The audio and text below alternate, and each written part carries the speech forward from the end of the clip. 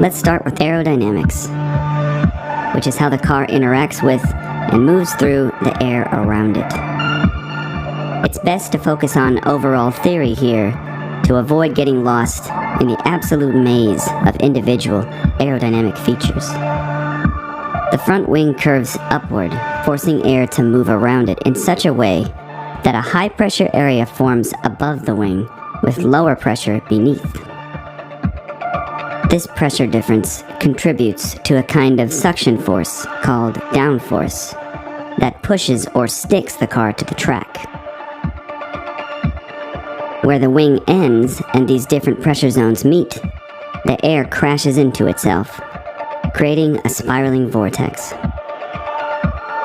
Vortices cause drag, which tugs at the car, slowing it down. A cap on the wingtip interrupts vortex formation for a less intense effect.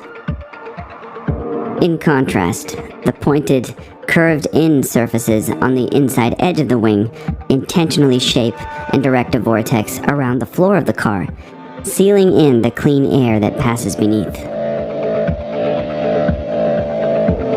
So, while vortices do cause drag, they're also a useful tool to separate and seal in different areas of airflow.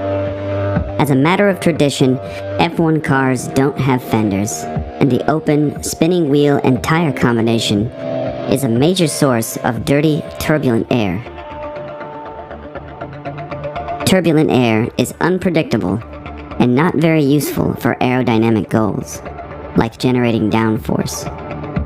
Directly behind the tires, the barge boards condition or clean up some of this airflow while also pushing lots of dirty air away from the body.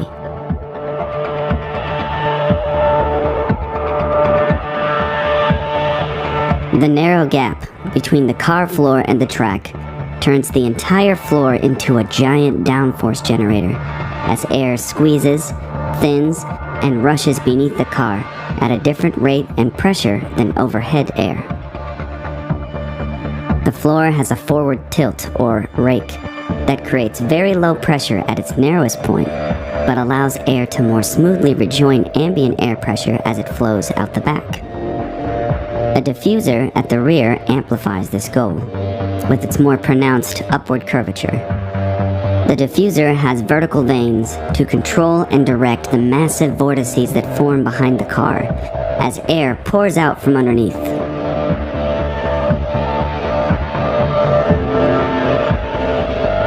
Clean air is directed into the side pods for cooling purposes. This stream passes through the car and out the back beneath the rear wing. The smoothly contoured body guides air streams gracefully around bodywork for predictable handling under extreme conditions. The upward curved rear wing, which is another critical downforce generator, has notched end caps with gaps and louvers to allow some air to combine early, altering and shaping rear wing vortex characteristics. It's also where, in wet conditions, the noticeable, misty wingtip vortices sometimes appear in plain sight. A hydraulic actuator tilts a section of the rear wing when the drag reduction system, or DRS, is engaged, generating less rear downforce but allowing higher overall speed.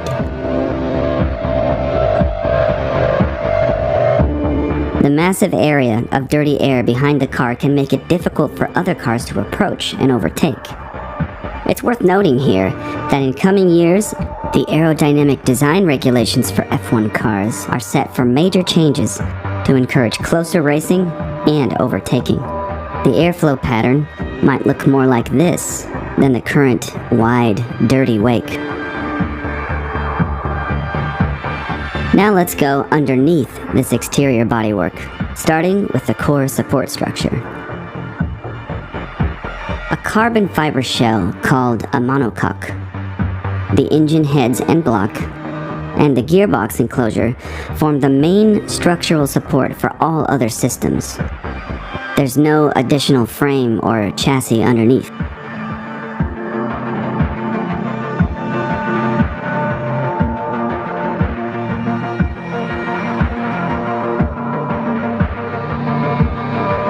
suspension. Both front and back suspension setups share similar components: upper and lower wishbone arms with a push or pull rod. The wishbones are rigid structural supports with limited vertical travel. At the front, where heat isn't an issue, wishbones are directly attached to the monocoque and have simple flexure joints designed to bend under load. At the rear, where engine heat can be intense, spherical bearings are used. The push or pull rod is where the action happens. Our model has push rods in the front and pull rods in the back, which simplified just indicates how the system is mounted: to push or pull connected suspension parts.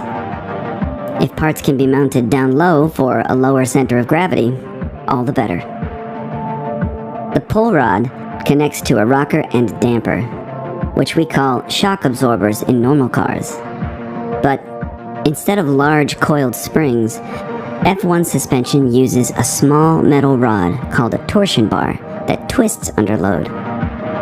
One side of the torsion bar moves with the outer cylindrical shaft, while the other side is stationary.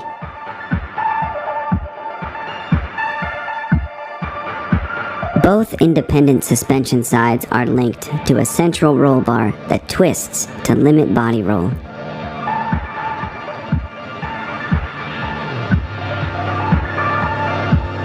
Heave is the vertical position of the car, which is critically important for proper aerodynamics. The heave spring and damper cleverly come into play when both sides move up or down together, for example, during acceleration or braking, but are mostly inactive for other movements. The heave spring in our model is a stack of flexible, cone-shaped washers that compress together under load. Washers can be added or subtracted for fine adjustments.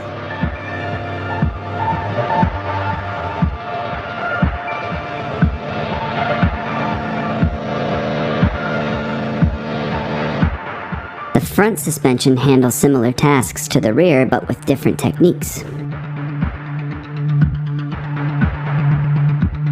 The steering system is closely packaged with front suspension.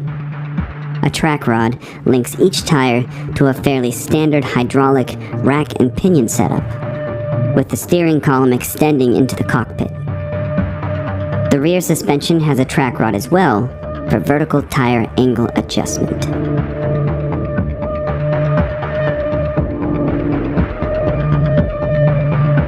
All wheels must be attached to the car with wheel tethers. These are strong cables that keep wheels connected to the car in the event of an accident. They're required to pass through more than one suspension element for increased safety. With few exceptions, most exposed suspension elements are either made from or bonded with carbon fiber for better aerodynamic forms.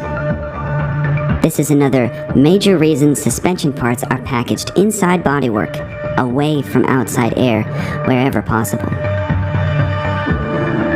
Braking system. A master cylinder and reservoir controls and stores hydraulic fluid for braking. F1 cars have 2 master cylinders and accompanying reservoirs for front and rear brakes respectively. The cylinders are mounted to the brake pedal on one end and a threaded brake bias screw on the other. This bias screw is electronically controlled and can be adjusted on the fly as directed by the driver. The screw position allows different pressure to the front or rear brakes. Brake lines snake through suspension elements to the brake caliper and shoe assembly. Intense brake heat must be precisely managed, so the entire inner wheel assembly is covered by a ducted carbon fiber shroud. The front wing helps direct air into the brake ducts and through the inner wheel for cooling. The calipers are mounted at the lowest possible position for proper brake bleed. That is, ensuring troublesome air bubbles can escape hydraulic brake lines, while maintaining a low center of gravity. The brake discs and shoes are made from a carbon-based material. The disc has thousands of small holes extending from the center outwards for maximum cooling effect.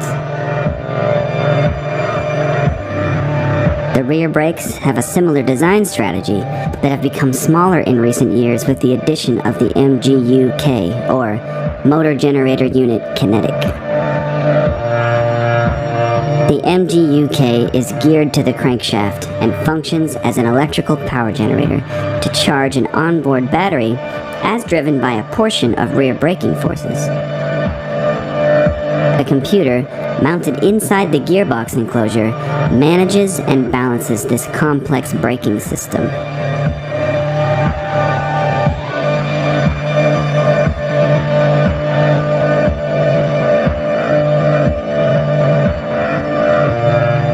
The wheels are secured to the hub with a single wheel nut. Metal retention pins keep the nut securely in place. A specially designed wheel gun pushes these pins down when removing the nut.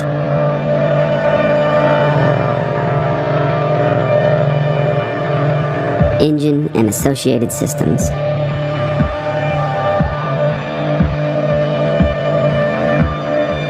F1 cars use 6 cylinders in a V configuration. The pistons are somewhat flat and small to suit the high revving engine. Intricate exhaust headers feed a comparatively massive turbine at the rear of the engine, which is part of a split turbocharger design that separates these normally stacked turbo components. Red-hot exhaust gases drive the turbine wheel, which in turn spins the front-mounted compressor wheel, drawing in and compressing huge quantities of air. All this pressure adds unwanted heat to the incoming air, so one entire side pod is dedicated to the intercooler. The path of incoming air looks like this. The compressor draws air in through an intake duct mounted in the roll hoop above and behind the driver's head. Hot air leaves the compressor towards the intercooler. Side pod air rushes by the intercooler's tubes and fins, cooling the compressor air inside. The now cooled air passes through the special split ducting that feeds separate intake plenums. These are chambers designed to keep air pressure balanced between cylinders. Intake trumpets extend into the plenums for specially tuned air delivery to each cylinder. The side pod air flows by and cools the engine and other internal parts on its way out the back of the car. The exhaust section of the turbo has dual wastegates corresponding to each exhaust input to vent off excess gases when needed. Wastegate pipes follow the main exhaust pipe out the back. A high-tech heat recovery unit sits between these turbo compartments, called the MGU-H, or Motor Generator Unit Heat. Excess heat from turbo gases drives this unit to act as an electric generator to charge the onboard battery.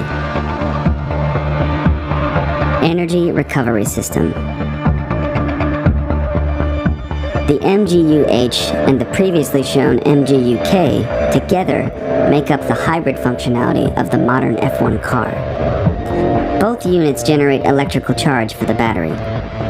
Once sufficiently charged, the battery can send power back through the MGU-K unit, which, again, is geared to the crankshaft.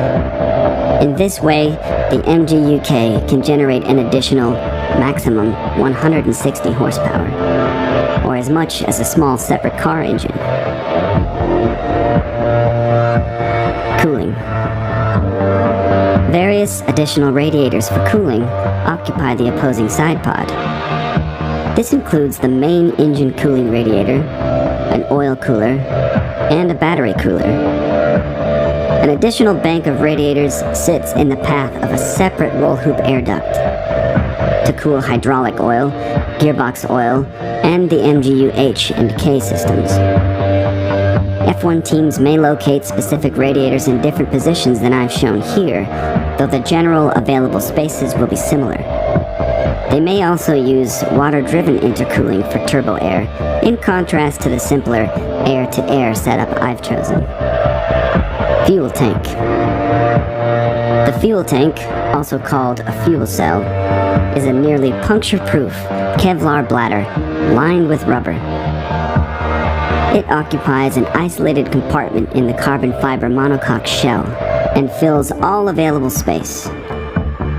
F1 fuel cells can hold an incredible 30 to 40 gallons of fuel, which is just enough for a single race, as pit stop refueling is not allowed. These cars get an estimated 4 to 6 miles per gallon of fuel. The tank has various internal baffles with one-way valves to tame the sloshing liquid under incredible racing forces. The goal is to keep the large fuel mass centered and low, and also to prevent foaming and fuel pump starvation. The engine oil tank is placed between the engine and fuel cell. Gearbox. The 8-speed gearbox, 7 forward plus 1 reverse, sits behind the engine in its own aluminum cartridge. The rear differential gears connect to rear axles with special tripod joints that allow spinning axles to tilt with the rear suspension movement. Safety systems. F1 cars have robust safety systems. The rear crash structure protects against rear impact. Side crash structures are concealed within the aerodynamic bodywork. The removable front nose section handles front impact, and the all-important monocoque forms a protective cocoon around the driver. Also attached to the monocoque, a halo device, which was implemented in 2018 for additional driver safety, and a roll hoop. The driver's helmet is kept within a specific angle from the roll hoop to the body for maximum protection in the event of a rollover. Cockpit. F1 racing seats are crafted from molds taken from a specific driver's body. The driver sits in a reclined position, almost like laying semi-upright in a hammock. A 6-point harness keeps the driver in place. The seat wraps around the driver's body wherever possible, and safety structures surround the helmet area. Drivers wear a special brace called the Hans, or head and neck device, to limit head movement in adverse conditions. A connected strap clips to either side of the helmet, and the shoulder harness straps keep the device pressed against the driver. A drinks tube extends over the shoulder. It's connected to a small fluid reservoir to keep drivers hydrated while racing. Drivers use different helmet front and rear spoiler designs to keep their helmets from lifting or moving around with sometimes dramatically shifting air pressures. In recent years, the visor opening has further narrowed to protect the more fragile visor area from puncture or breakage. Cockpit design makes efficient use of all available space, such that drivers must remove the steering wheel to exit the car. Steering wheel. This is the famed Formula One steering wheel. Drivers mostly don't need to remove their hands from the wheel for steering, so the wheel doesn't need to be round. A customizable display at the center shows the current gear as the largest item, along with things like lap times, tire and brake temperatures, average speed, and so on. The daunting array of knobs, dials, and LEDs gives drivers and teams fine controls that can be adjusted on the fly during a race. Clockwise from the upper left, there's the energy recovery system dial to control the MGU-H and K, left and right menu navigation buttons, a push-to-talk radio switch for team communication, LED warning lights for critical systems. A row of LEDs across the top of the display acts as a rev counter and shift light system. The launch control switch, which is turned on for race starts and off when racing. The brake balance dial for front and rear brake bias. A pit limits button to automatically impose things like pit lane speed and acceleration restrictions. An engine mapping dial to alter engine performance characteristics. DRS toggle button.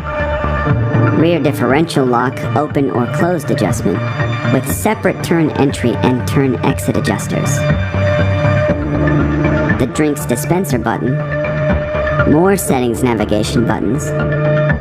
3 programmable preset dials for the engine, chassis, or suspension, and a scenario selector for things like wet weather or tire preservation presets. The neutral button is for neutral and reverse gears, which can't be selected with rear paddle shifters. A message OK button, an overtake button to instantly apply optimal settings for overtaking, and finally, a hydraulic settings dial to control the complex hydraulic components spread throughout the car, for example in the gearbox and suspension systems. Paddles at the back of the steering wheel handle gear shifting up or down. The middle paddles are driver customizable, and both bottom paddles actuate the clutch. Only one clutch paddle can be used for race start. Once in motion, the clutch isn't needed for gear shifting. Further down into the cockpit, we see the gas pedal, with contours to wrap around the driver's foot, so as to keep pedals completely separate, and the brake pedal on the left. Sensors. There are sensors all over these cars. For example, a pilot tube at the front measures airspeed. The driver's custom-molded earplugs have an accelerometer to track head movement. There's a microphone at the rear to pick up exhaust sound. For size comparison, here's our average height driver model standing beside an average-sized car, next to our formula model.